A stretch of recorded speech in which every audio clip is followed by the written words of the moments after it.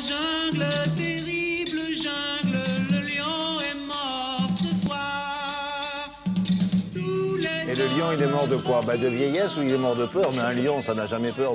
Oui, c'est comme les humains. Parfois, ils peuvent avoir peur. Et dans l'actualité de la psychologie, Laurence Ostolaza a choisi de vous parler d'un ouvrage ce matin qui a pour objectif de nous aider à surmonter nos peurs. Est-ce qu'on a des peurs collectives? Est-ce qu'on a des peurs identiques à celles de nos voisins? Oui, il y a des peurs universelles et ce qu'il faut dire, c'est que tout le monde a peur de quelque chose et donc que ce sujet concerne tout le monde. C'est l'intérêt de ce livre qui est une petite bible, J'arrête d'avoir peur, et qui propose en 21 jours d'arrêter d'avoir peur et de maîtriser ses peurs. Alors les peurs, il y en a beaucoup, la peur de s'exprimer en public pour certains, la peur de l'autre, la peur de l'échec, la peur du ridicule.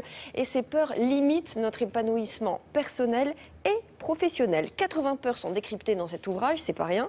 Et l'idée est donc de ne pas les combattre, mais justement de les accepter et surtout de les identifier. Et il y a des petits exercices dans le livre qui sont assez incroyables pour faire remonter justement des peurs dont vous n'avez pas conscience et qui souvent, très souvent, remontent de l'enfance et remontent de scénarios déjà vécus. On n'a pas peur par hasard, c'est forcément des choses que vous avez déjà rencontrées dans votre vie. L'auteur de l'ouvrage nous donne quelques petites astuces, quelques clés justement pour se rassurer et surmonter ses peurs. Pratique. La première clé, c'est l'acceptation de nos peurs. En tant qu'être humain, nous avons forcément peur. Être humain, c'est avoir peur. Et puis être pleinement humain, c'est apprendre à traverser ses peurs. Il faut se distancier. L'un des premiers outils disponibles, c'est d'apprendre à se dissocier de la peur. Quand on a peur, on a tendance à ressentir que la peur prend toute sa place en nous. Et se dissocier, c'est se dire que ce n'est pas moi entièrement qui a peur, une partie de moi a peur. Donc se répéter une partie de moi a peur, c'est une façon de se dissocier de la sensation de peur. Comment on peut extérioriser justement cette peur? Est-ce qu'il faut la matérialiser? Oui, la matérialisation de la peur est un outil formidable en fait. C'est ce qu'on appelle symboliser ou représenter sa peur.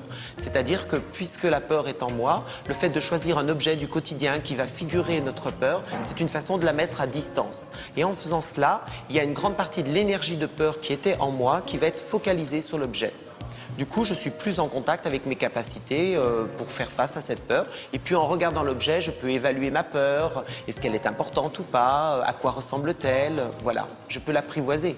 La respiration, c'est une aide aussi? Oui, la peur, c'est vraiment l'excitation sans la respiration.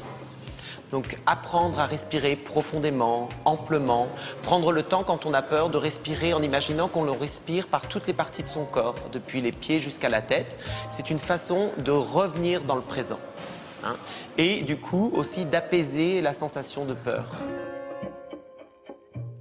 On peut se débarrasser de ces peurs, on peut les contourner, mais il faut les intégrer. Donc elles sont là, on les a. Elles sont là, il faut être copain avec ces peurs en fait. Il faut dire, voilà, la peur, toi je t'ai identifié, peur de l'abandon, peur de la précarité, peur de la finitude, des choses qui s'arrêtent. La finitude? Oui, la mort, la finitude, les choses qui s'arrêtent, la précarité. La mort, quoi, oui. Voilà, donc tout ça revient toujours autour de la même thématique. Donc il faut être copain avec sa peur et dire, voilà, je t'ai bien identifié, maintenant je vais travailler sur toi et je vais t'apprivoiser, je vais me débarrasser de toi. Elle nous coupe du réel, la peur, c'est ça le problème.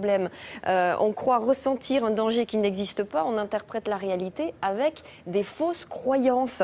Et la peur est le fruit en fait de pensées fausses et anciennes qui modifient notre perception de la réalité. Est-ce qu'il ne va pas énumérer des pertes qu'on a longtemps identifiées? La peur de perdre son boulot, la peur d'être malade, la peur d'être quitté. La perte, le deuil et l'abandon, c'est des peurs récurrentes de toute façon dans l'inconscient collectif. Mais il y a un exercice très rigolo que j'ai fait hier soir avant de m'endormir et qui est très marrant. Il vous demande de dessiner le monstre dont vous aviez peur quand vous étiez petit. À condition qu'il y ait eu un monstre. Oui, mais il y a toujours un monstre qui vous fait peur ou alors quelque chose qui vous hante quand vous êtes petit. Il faut vous remémoriser en fait la photo de vous enfant et de la main gauche quand vous êtes droitier en écriture automatique, vous arrivez à dessiner le truc, l'objet. L'idée qui vous faisait peur. Non, je l'ai laissé sous mon lit.